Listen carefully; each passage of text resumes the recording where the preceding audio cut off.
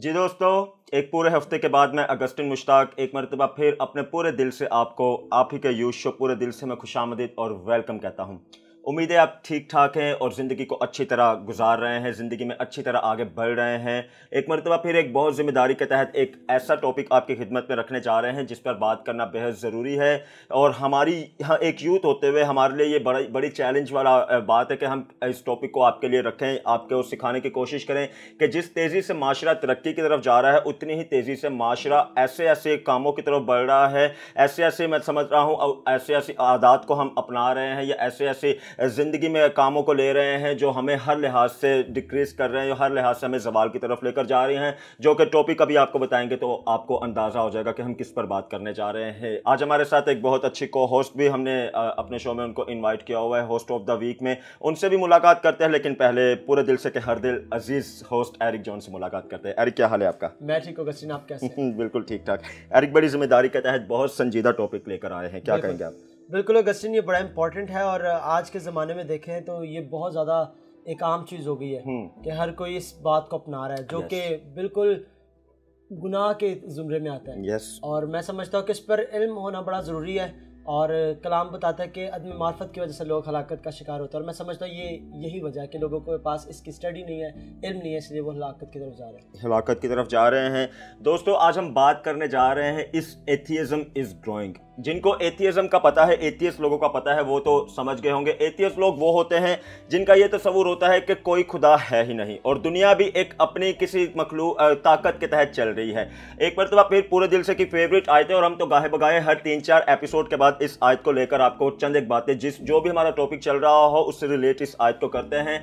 कलाम मुक़द्दस Romeo का खत 5वां बाब और उसकी 8वीं आयत बताती है, लेकिन खुदा अपनी मोहब्बत की खूबी हम पर यूं जाहिर करता है, जब हम गुनहगार ही थे तो यीशु मसीह हमारी खातिर आए और यीशु मसीह ने हमें जिंदगी दी, यीशु मसीह ने हमें बहाली दी। और आप जानते हैं बाइबल के स्कॉलर्स इस आयत को किस तरह बयान करते हैं? बाइबल के स्कॉलर्स इस आयत को इस तरह बयान करते हैं, जब हम खुदा के दुश्मन थे, यानी जब हम ना हमारी सूरत थी, ना हमारी सीरत थी, ना दीनदारी थी, ना हमारा दीन था, ना हमारी कोई हैसियत थी, ना शक्ल थी, और जो शक्ल थी वो भी इतनी बिगड़ चुकी थी कि इंसान खुद अपनी शक्ल भी नहीं था देख सकता। उस वक्त खुदा ने हम पर रहम किया जब हम टोटली तौर पर बिखरे हुए थे। हमारी जो शेप खुदा ने इब्तिदा में बनाई थी, जब वो शेप इतनी बिगड़ गई कि उस शेप को फिर हम खुद भी नहीं थे देख सकते, उस शेप को रीशेप करने वो खुद आया। कौन आया? जिसने अपने हाथों से हमें बनाया। एक दिन वही अपने हाथों को हमारे लिए जख्मी करवाकर उसने अपने हाथों से हमें बचा लिया। तो कितनी बड़ी बात है। लेकिन आज जो एथियस्ट लोग हैं, जो एथियज्म फैल रहा है दुनिया भर में, उनका ये तस्वुर है कि कोई खुदा है ही नहीं, दुनिया अपनी मर्जी से चल रही है, दुनिया में कोई ऐसी मैं समझता हूँ इंसानी ताकतें हैं जो दुनिया को चला रही हैं।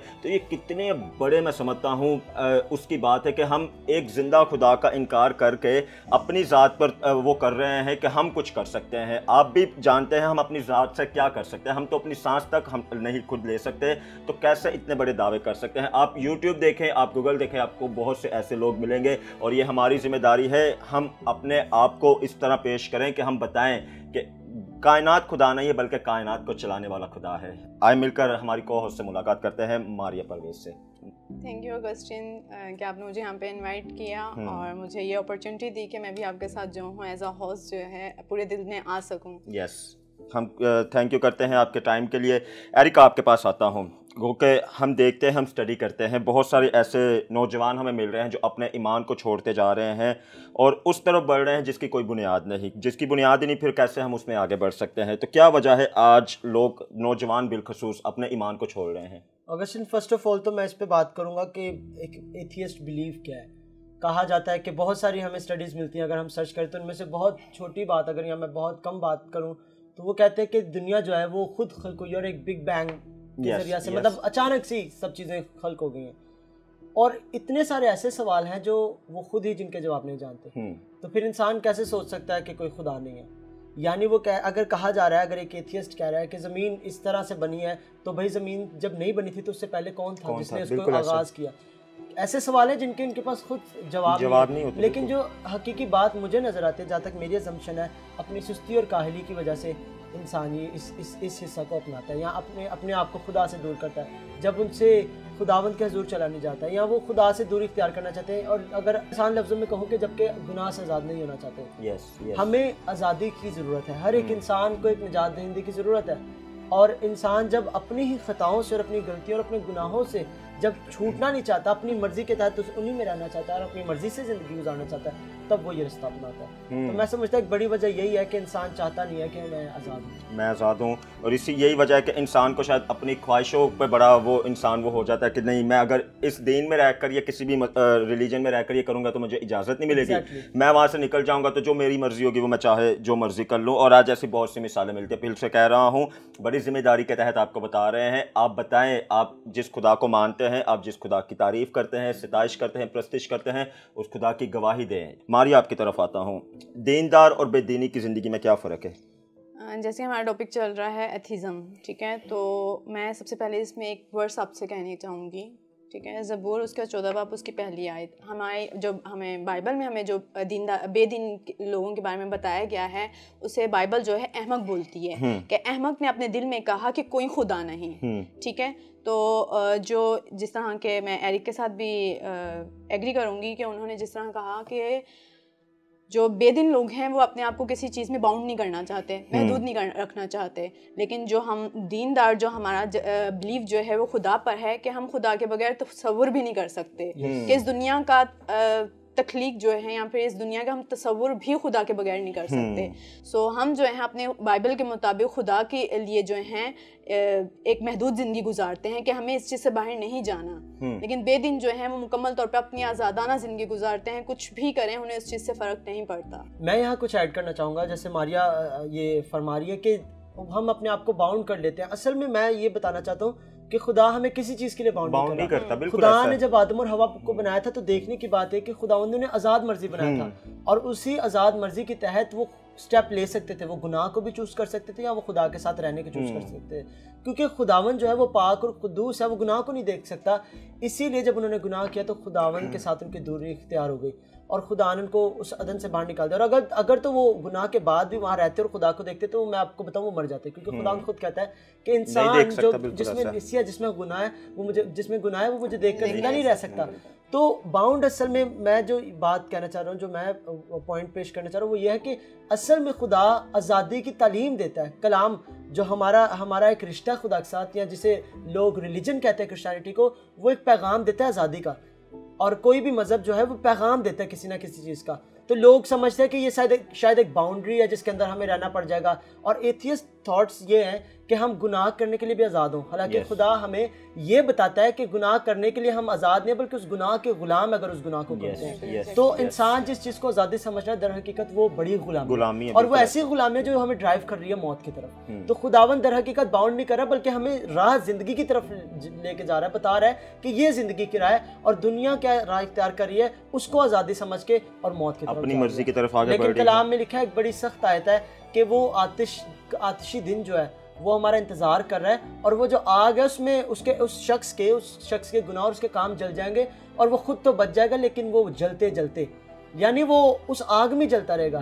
जो वो सोच रहा है वैसा कुछ भी नहीं होने वाला, बल्कि वो आग में जलता रहेगा। वो चाहेगा कि मुझे मौत आ जाए लेकिन वो मरेगा नहीं। बिल्कुल ऐसा है। वो चाहेगा कि ज़िंदगी बेहतर हो जाए लेकिन ज़िंदगी बेहतर नहीं होगी, क्योंकि अपने हाथों से हम ज़िंदगी को बिगाड़ रहे हैं, अपने हाथों से उस तालीम को इनकार कर रहे हैं जिस तालीम ने, मैं समझता हूँ, हम जो बिखरे हुए थे हमें समेटा। हम तो इससे पहले हमारा कोई दीन नहीं था, लेकिन दीन हमें बख्शा ही इस तालीम ने है जो दीन का मालिक है, जो दीन का खालिक है। आप सब भी जानते हैं हमारी ज़िंदगियाँ क्या थी। हम तो बार अपने शो के तवज्जुह से आपको बताते हैं, सबसे बढ़कर ज़िंदगी है, और ये ज़िंदगी भी हमारी अपनी नहीं है। यहाँ हम कहें ना कि हमारी अपनी मर्ज़ी से जो कुछ हम मर्ज़ी करें सो करें, हमारी आज़ाद मर्ज़ी है। तो आप देखें, आप पहले बिगड़े हुए थे, आज़ाद आप अब है कि आप इस गुलामी में नहीं है जिस गुलामी में आप पहले थे। आपको खुदा ने एक ऐसी ज़िंदगी दे दी है जो उस तरफ जा रही है जहाँ पर जाकर हमने उसके नाम को आगे बढ़कर जलाल देना है। तो ज़मीन पर रहते हो तो बहुत सारे ट्रैक्स होते हैं, हम चेंज कर सकते हैं, लेकिन आसमान पर जाने के लिए एक ही ट्रैक है, वो यीशु मसीह है। और आप भी जानते हैं कि इस दुनिया का खालिक कौन है, आसमान और ज़मीन का खालिक कौन है। और अगर आज कोई आपको भी ये कहे ना कि कोई खुदा नहीं है, तो उसको बताएं कि आप अपनी ज़ात में क्या कर सकते हैं। आप तो अपनी ज़ात में आगे भी नहीं चल सकते, आप तो कल की गवाही नहीं दे सकते कि मैं कल ये करूँगा, मैं कल वो करूँगा, या मैं कल जिंदा भी रहूँगा या नहीं रहूँगा। तो आप कैसे कह सकते हैं कि दुनिया अपनी मर्ज़ी से चल रही है, दुनिया की कोई ऐसी मखलूक है या कोई ऐसे खुदा है दुनिया के जो चला रहे हैं। ये दुनिया फिर से कह रहे हैं खुदा नहीं है, बल्कि जो दुनिया को चला रहा है वो खुदा है। एरिक, वापस आता हूँ। आज अगर मेरे सामने कोई जाए, आपके सामने कोई आ जाए जो ये हमसे दावा करे कि कोई खुदा नहीं, तो कैसे हम उन्हें कन्विंस कर सकते हैं कि वो खुदा पर ईमान लाएं? क्वेश्चन कन्विंस करने की तो बात ही दूर रह जाती है। जब उसका ये फेथ है तो पहले तो इंसान उसी से पूछा जाए कि किस बिना पे तुमने ये फेथ रखा हुआ, और जब वो बातचीत करे तो उससे पूछा जाए कि कल तुम मर जाओगे कि जिंदा रहोगे।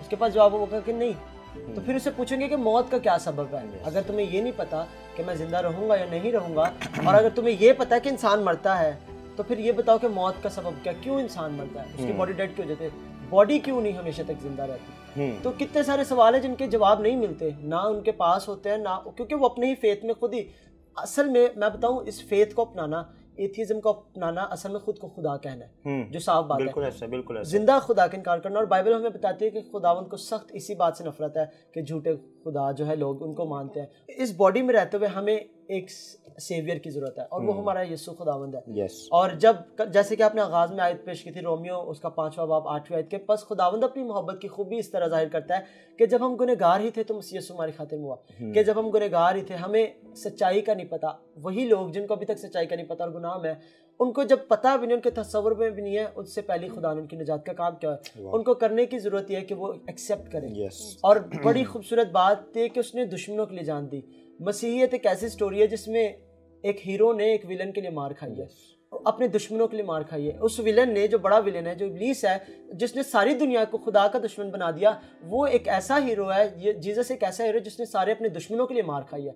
हीरो तो अपने लोगों, अपनी प्रजा को बचाता है, लेकिन ये ऐसा हीरो है जिसने अपने दुश्मनों को बचाने के लिए अपनी जान दी है। ये ऐसा हीरो है जो नूर बनकर आया इस तारीकी में, जिस तारीकी में हम अब खुद को भी नहीं थे दे सकते, लेकिन उसने आकर इस तारीकी को दूर किया, उसने आकर हमारी रंगत को संवारा, उसने आकर सूरत को संवारा, उसने आकर सीरत को निखार दिया, उसने आकर ज़िंदगी का मतलब बताया, उसने आकर हमारी सारी बुराइयों से हमें बचाया, हमारे सारे बिगड़े हुए कामों से हमें छुड़ाया। हम जो बिखरे हुए थे, हम जो उन रास्तों पर थे जिन रास्तों पर ना तो कोई मंजिल थी, ना तो कोई बुनियाद थी, ना तो कोई वो रास्ता हमें बता रहा था कि हम किस तरफ जा रहे हैं, उसी ने आके तो हमें रास्ता बताया, कि हमारे रास्तों को चेंज किया, हमारी डेस्टिनेशन चेंज किया। हम तो मौत की तरफ निकल चुके थे और हमारी तो मंजिलें तय थी, ऐन वक्त पर आके उसने हमारी डेस्टिनेशन चेंज कर दी, हमारी मौत वाली रास्तों को ज़िंदगी वाली रास्तों पर बना दिया। तो आज कैसे कोई उठकर ये कहे, फिर से कह रहा हूँ, ये तो अभी हमारा इब्तिदाई एपिसोड है, हम आने वाले दिनों में भी इस पर बात करेंगे, क्योंकि ये बेहद ज़रूरत है। जिस तरह से, फिर से कह रहा हूँ, दुनिया तेज़ी की तरफ आगे बढ़ रही है, ऐसी बिदात और ऐसे, मैं समझता हूँ, बातें ऐसी दुनिया को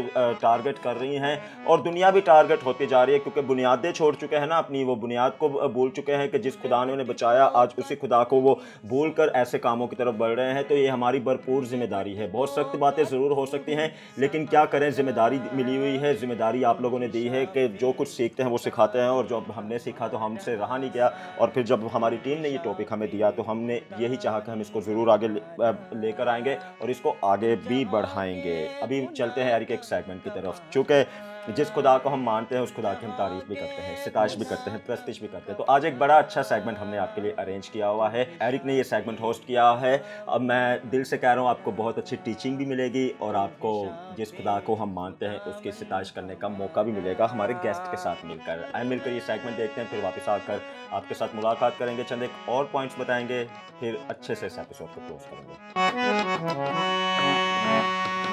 जब भी तुझको पुकारा गया है, खोल कर आसमां तू बचाए। जब भी तुझको पुकारा गया है, खोल कर आसमां तू बचाए।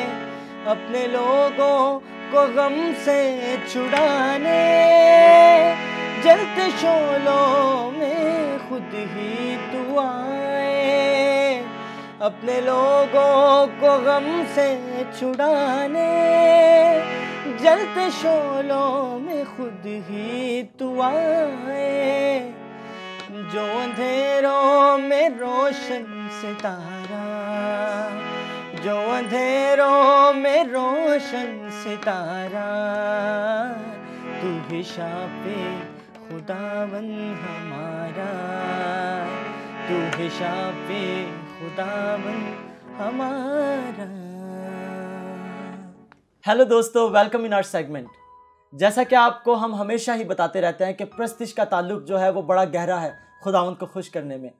प्रस्तिश करना, हमदो सताइश करना, खुदावन की डिज़ायर को पूरा करना है। जब हम अपने रवैयों से, अपने चाल चलन से खुदावंद को ऑनर देते हैं तो हमारी ज़िंदगी प्रस्तिश में तब्दील हो जाती है और ये खुदावंद को यकीन करें बहुत पसंद आता है। पूरे दिल से की टीम हमेशा आपके लिए एक ऐसे गेस्ट को लेकर आती हैं जो अपनी ज़िंदगी के तजुर्बों से आपको बहुत सारी बातें सिखाते हैं ताकि हम रूहानी आलम में और रूहानी तौर पर आगे बढ़ते रहें और खुदावंद के नाम को जलाल देते रहें।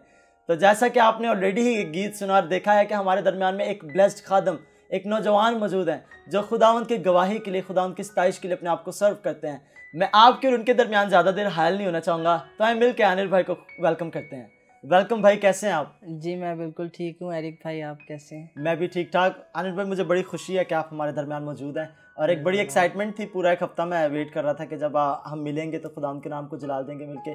तो खुदावंद की शुक्रगुजारी कि आज हमारे स्टूडियो में आप मौजूद हैं। तो आप बताएं क्या फीलिंग्स है और आप हमारे प्रोग्राम के बारे में क्या कहना चाहेंगे? बहुत अच्छा लग रहा है भाई यहाँ पर आके, और मैं खुद बल्कि बहुत एक्साइटेड था और काफ़ी अरसे से मैं आपका प्रोग्राम देख रहा था और आपको फॉलो कर रहा था और बड़ी अच्छी आपसे फेलोशिप भी होती रही फ़ोन पे, और आई वॉज सो एक्साइटेड। और आज मैं खुदा की मर्ज़ी से हम कराची में हैं और आपके साथ हैं। बिल्कुल एक खूबसूरत जर्नी आप जो लेके चल रहे हैं अब इस टूर में प्रस्तिश करने के लिए आए। तो मेरी दुआ है कि खुदावंद आपको कसरत से हमारे शहर में इस्तेमाल करे और बहुत सारी ज़िंदगियाँ और बहुत सारे जवान आपको देखकर इंस्पायर और खुदावंद की हमद सताइश करें। अनिल भाई, हम आगे बढ़ते हैं। बहुत सारे सवाल होते हैं जो एक परस्तार से, एक ऐसे परस्तार से जो हमद सताइश करता है, पूछे जा सकते हैं। तो एक बड़ा आम सवाल और जो कॉमन सवाल किया जाता है वो ये है कि आपके नज़दीक प्रस्तिश क्या है। मैं ये ज़रूर आपसे पूछूंगा, लेकिन मैं चाहता हूँ कि आप हमारे व्यूवर्स को बताएं कि आपकी लाइफ की जो मसीह में जो आपकी लाइफ की जर्नी है, जो एक सफ़र है, उसका आगाज़ कहाँ से हुआ? जी भाई, मेरा ताल्लुक़ एक इतने ज़्यादा रूहानी ख़ानदान से नहीं था और मेरी मामा खुदावंद को जानती थी शुरू से, और उन्होंने ही शुरू से हमें सिखाया और चर्चेज़ में लेके जाती थी। और मैं 15 साल का था जिस वक्त मुझे रूह कुद्स का बपतिस्मा हुआ और मैं पहली दफ़ा वो एक्सपीरियंस था मेरी लाइफ में और मुझे पता चला था कि खुदा भी कोई है।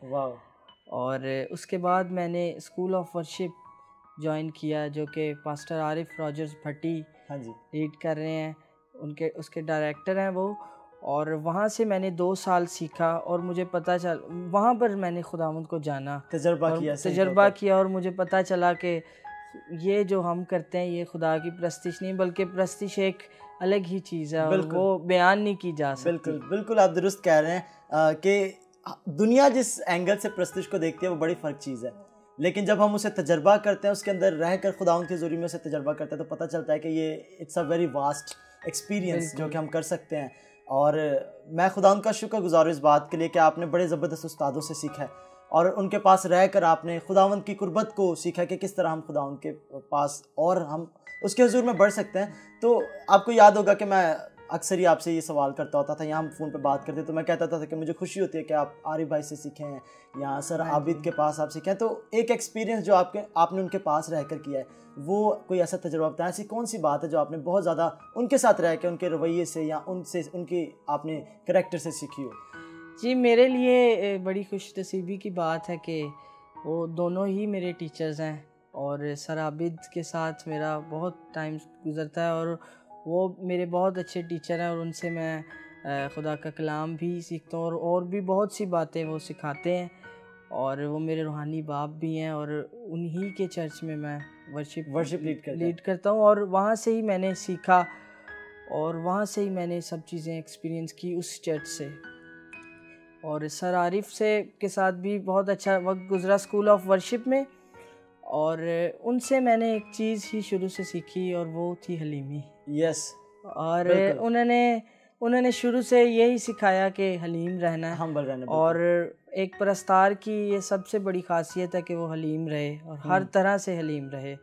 और सर आबिद, क्योंकि उनसे अभी भी हम सीख रहे हैं और वो भी बहुत अच्छे हमारे टीचर हैं और उनसे मैंने सीखा है कि मेहनत, वो बहुत मेहनती हैं और मैंने उन जैसा मेहनती इंसान आज तक नहीं देखा। और वो हर काम में बहुत मेहनत करते हैं और खुदावंद के लिए पैशनेट हैं और वो जज्बा रखते हैं खुदा के काम के लिए, हर काम के लिए, चाहे जो भी काम करे वो खुदावंद को ऑनर करते हैं हर काम। सही बात है। और भाई आपने बात की ना कि उनके लगन या मेहनत करते हैं, यही मेहनत हमें ड्राइव करती है कि हम सक्सेस को हासिल करें, चाहे वो दुनियावी आलम में हो या रूहानी आलम में हो। और आरिफ भाई की आप बात कर रहे थे कि उनसे एक जो बात सीखी हलीमी, मैं समझता हूँ अगर किसी भी शख्स से जो आरिफ भाई को जानता पूछा जाना तो वो यही उनके बारे में बताएगा कि बड़े हम्बल हैं वो। और गो कि मेरा वैसे उनसे रिलेशन नहीं जैसा आप उनके पास रह के सीखते हैं, लेकिन मैंने उनसे जब भी बात की है तो मैंने इस बात को तजर्बा किया कि ही इज़ वेरी हम्बल। और अगर मुझे भी अगर उन्होंने कभी कहा है तो यही कहा है कि बस हम्बल रहना है, अगर वर्शिप लीड करनी है या खिदमत करनी है तो हम्बल रहना है और दूसरों को खुद से बेहतर जानना है। तो मैं समझता हूँ कि ये एक ऐसी तालीम है जो खुदावंद के कलाम में हमें मिल चुकी है, जो हमें बरकत हासिल करने के लिए हमें ज़ोरावर बना देती है कि हम्बलनेस जो है वो ही हमें इस लायक बनाती है कि हम और ज़्यादा ग्रो करें खुदावंद में। तो भाई हम गुफ्तगू तो कर ही रहे हैं, आपने भी डिस्कशन में उस्तादों के बारे में बताया, आप कोई ऐसी बात जो रहती हो, फिर हम चलेंगे वर्शिप के हिस्से पर। जी, बात यह है कि मैं खुदावंद का बहुत शुक्रगुज़ार हूँ कि इतने अच्छे उस्ताद खुदा ने दिए और उन्हीं की निस्बत मैं खुदावंद के करीब आया और खुदावंद को जाना और उनसे बहुत कुछ सीखा और सीखते जा रहे हैं। और उन्हें खुदावंद उम्र की दराज़ी दे, और चूँकि उनकी खिदमत है, आप सब वाकिफ़ हैं, और पूरे मुल्क में खुदा ने उनके वसीले एक बड़ी बेदारी को लाया। और हम दुआगो हैं कि खुदावंद उन्हें उम्र की दराज़ी दे और हमारे सरों पर कायम रखे। आमीन आमीन। बिल्कुल, ये तो दुआ है। कैसे अजीम खादम जो खुदावंद ने हमारे मुल्क में रखे हैं या हमारे इर्द गिर्द जो ऐसे खादम हैं, खुदावंद हमेशा उनको इस्तेमाल करता रहे ताकि बथेरी ज़िंदगी और बचती जाएँ और नौजवान आते चले जाएँ। तो भाई वर्शिप आप करते हैं, वर्शिप लीड करते हैं, एक मिसकंसेप्शन पाई जाती है, लोग समझते हैं कि वर्शिप का मतलब सिर्फ हम्द व सिताइश है। तो पहले तो आपसे मेरा यही सवाल है कि आपके नज़दीक प्रस्तिश क्या है, और फिर आप इसको भी क्लेरिफाई करें। प्रस्तिश असल में खुदा का प्यार है जो उभर के आपके दिल से निकलता है और आपकी ज़िंदगी से ज़ाहिर होता है।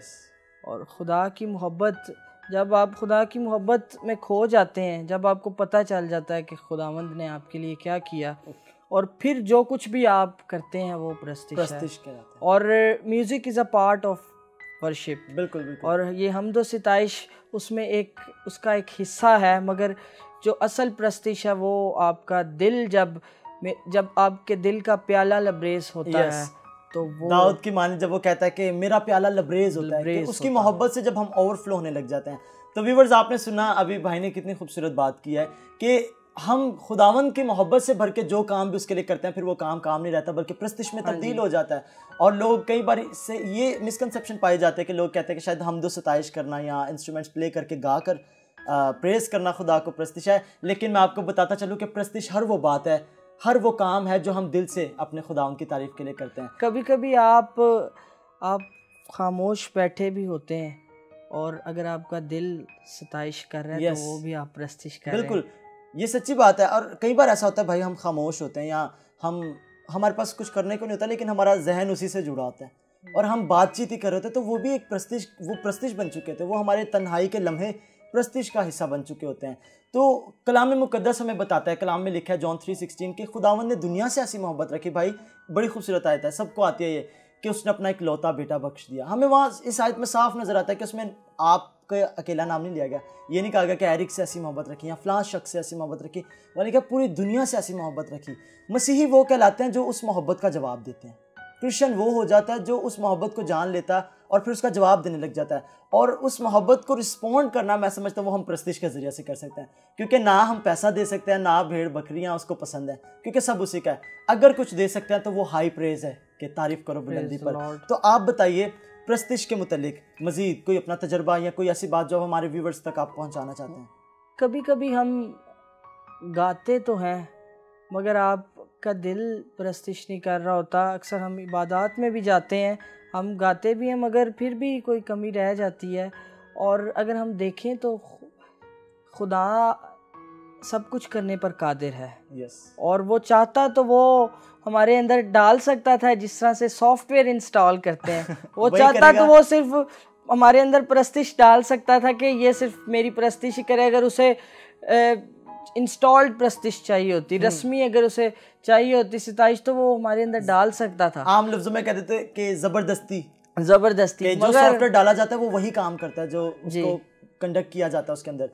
यस, मगर खुदा ने इंसान को फ्री विल पैदा किया ताकि वो प्रस्तिश करे जो इंसान खुद से कर सकता है, जो उसके दिल से निकलती है। हालेलुया। और हालेलुया वही प्रस्तिश है दर हकीकत जो हम अपने दिल से करते हैं। हाँ जी, और जैसा कि आपके शो का नाम भी, बल्कि हमारा शो है, और इसका नाम भी पूरे दिल से। और जब पूरा दिल आप खुदा को हमारा पूरा चाहिए, यस, सब कुछ, क्योंकि वो सब कुछ के लायक है। Yes yes. और आधा दिल नहीं उसे चाहिए। जब तक आप पूरे दिल से उसकी सिताइश नहीं करते तो कोई फ़ायदा नहीं है। तो हम पूरे दिल से उसकी हम्दो सना करेंगे। और एक गज़ल है जो सर आरिफ की है, और ये भी एक पैगाम है सारी दुनिया के लिए कि खुदा ने हमसे मोहब्बत की, और यन्ना के ख़त में लिखा है कि खुदा मोहब्बत है। तो उसकी प्रस्तिश करते रहें, उसके नाम को जलाल देते रहें और पूरे दिल से खुदा उनको सर्व करते रहें। तो अपने मेन डेस्क की तरफ चलेंगे और मैं चाहता हूँ कि हम इख्तिताम एक खूबसूरत से गीत पर करें। जो किया मैंने बेवफाई है,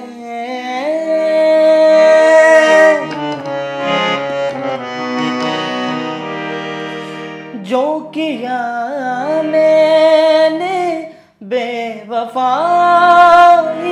है,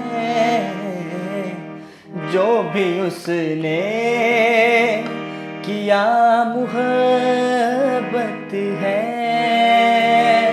जो भी उसने किया मुहब्बत है।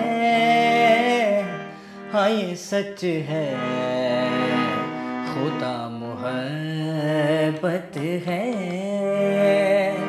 दुश्मनों से वफा मुहब्बत है, दुश्मनों से वफा मुहब्बत है।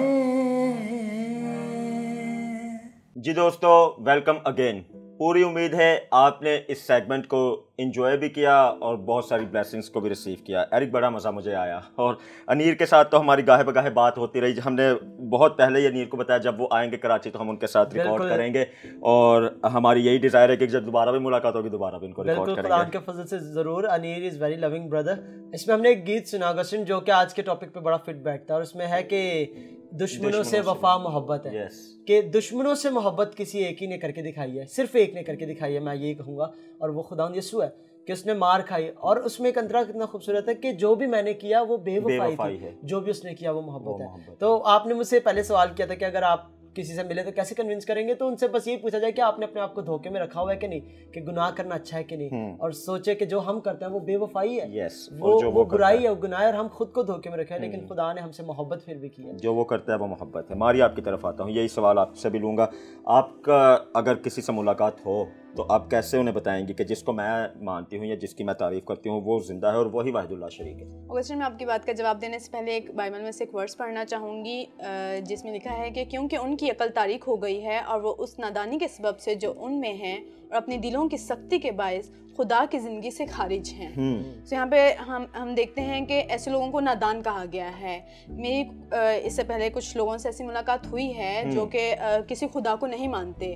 उन्होंने जो है पैसे को मानते हैं। वो कहते हैं कि हमारा खुदा पैसा है हमारे पास, तो हम दुनिया में कुछ भी कर सकते हैं, कुछ भी कर सकते हैं।